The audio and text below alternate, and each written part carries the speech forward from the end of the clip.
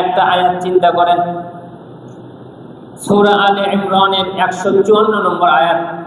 আল্লাহ তাআলা বলছেন মুহাম্মদ সাল্লাল্লাহু আলাইহি ওয়াসাল্লামকে, বল মুহাম্মদ তুমি বলো, লাউ কুনতুম ফি বুয়ুতিকুম, যদি তোমরা তোমাদের ঘরের মধ্যেও থাকো, লা বারাযাল্লাযীনা কুতিবা আলাইহিমুল কতলু ইলা মাযাজিহিম, ঘরের মধ্যে বসে আছো কেন? বাইরে গেলে অ্যাক্সিডেন্ট বেশি হয়, বাইরে গেলে ঝড় বাদল বেশি হয়, বাইরে গেলে এইটা হয় সেইটা হয়, আমি ঘরের মধ্যেই থাকবো। আল্লাহ বলছেন মুহাম্মদ তুমি বলো, যদি তুমি ঘরের মধ্যেই থাকো, ঘরের ভেতরেই আছো, কিন্তু তোমার মরণ যেখানে লেখা আছে তুমি সেখানে যাবাই যাবা। আল্লাহ তাআলার কথা, সূরা আলে ইমরান 154 নম্বর আয়াত। যেখানে তোমার মরণ লেখা আছে তুমি সেখানে যাবাই যাবা।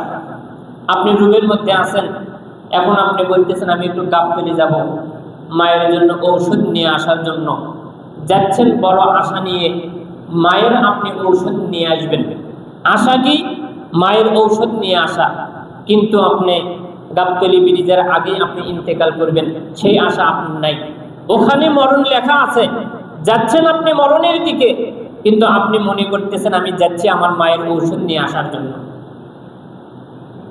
রাসূলুল্লাহ সাল্লাল্লাহু আলাইহি ওয়াসাল্লাম বলছেন, সুনানুত তিরমিজির 2146 নম্বর হাদিস, ইযা কাযাল্লাহু লিআবদিহি আইয়ামুতা বিআরদিন, আল্লাহ যখন কোনো বান্দাকে কোনো স্থানে মরণের ফয়সালা করে দেন, অমুক বান্দা সেই জায়গাতে ইন্তেকাল করবে, আল্লাহ এটা ফয়সালা করে দিয়েছেন, জাআলা লাহু ইলাইহা হাজাতান, যার মরণ সেই জায়গাতে লেখা আছে তার প্রয়োজন সেখানে একটা তৈরি হয়ে যাবে।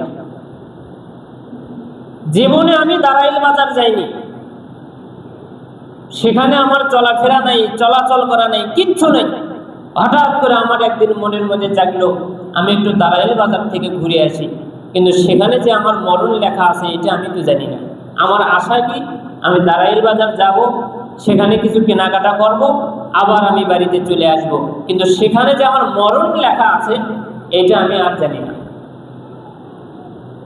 ইদ্রিস আলাইহিস সালাতু ওয়াস সালাম একজন নবী।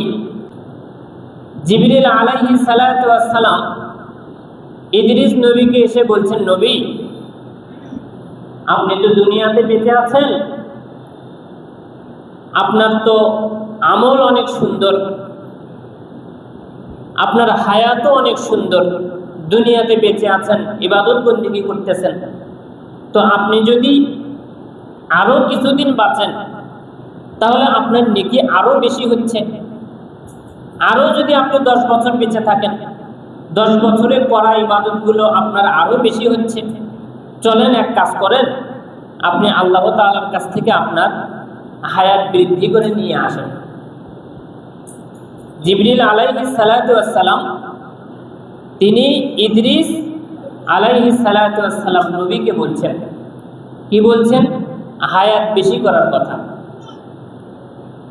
যখন ইদ্রিস নবীকে নিয়ে জিবরিল আলাইহিস সালাতু ওয়াস সালাম চতুর্থ আসমানে চলে গেলেন, সেই চতুর্থ আসমানে যাওয়ার পরে মালাকুল মউতের সাথে দেখা। আমরা যাকে চিনি আজরাইল করি, কোরআন এবং সুন্নাহতে আজরাইল কোনো শব্দ নেই, নাম হচ্ছে মালাকুল মউত, অর্থাৎ মরণকে গ্রহণ করার যে ফেরেশতা মালাকুল মউত। সেই মালাকুল মউতের সাথে দেখা অনেক লম্বা হাদিস। তো মালাকুল মউত জিবরিল আলাইহিস সালাতু ওয়াস সালাম কি বলছেন, আপনার সাথে যিনি আছেন ইনি কে? তো বলছেন ইনি হচ্ছেন ইদ্রিস নবী। মালাকুল মউত বলছেন আমার কাছে আদেশ আছে যে ইদ্রিস নবীকে আমি যেন চতুর্থ আসমানে কবজ করি। আমি ভাবতেছিলাম যে এই মানুষের থাকার কথা জমিনে, আমি তাকে চতুর্থ আসমানে কবজ করব কি করে। এই কথা বলার পর মালাকুল মউত তিনি বলছেন, তাহলে নবীর আর সময় আছে কতখানি? মালাকুল মউত বলছেন আপনার চোখ ফেলানোর যে সময় সেই সময়ও তার নেই। চোখ ফেলানোর আগেই ইদ্রিস নবীর চোখ বন্ধ হয়ে গেছে। যাচ্ছিলেন তিনি হায়াত বৃদ্ধি করার জন্য, কিন্তু চতুর্থ আসমানে গিয়ে তার হায়াত শেষ।